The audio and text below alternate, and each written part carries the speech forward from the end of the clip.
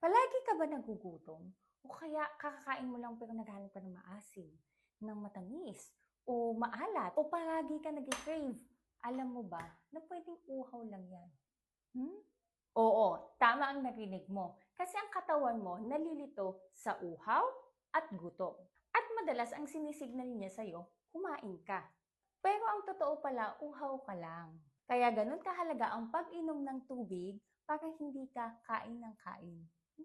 So, pag-usapan natin yan. Wait, gawa pala tayo ng immunity drink dahil water ang topic natin. Alam mo ba na 60 to 70% ng katawan mo ay tubig?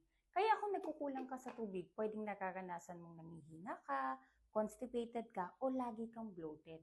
Nakakaapekto din to sa pagdagdag ng iyong wrinkles at pagiging dry ang skin.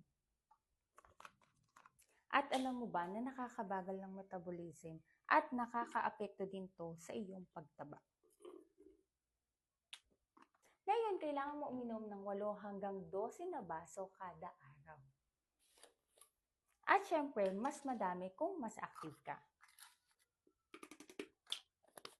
Kasi nakakatulong to sa iyong digestion, iwas bloating, at inaalis niya ang mga toxins at waste sa iyong katawan.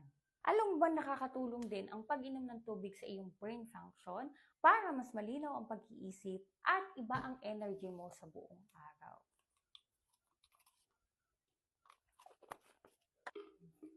Nakaka-glow din to ng skin kasi dagdag hydration sa balat. Ito ang aking healthy iced tea.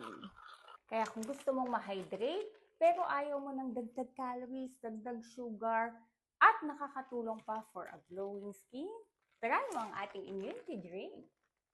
Cheers! Try mo na ngayon.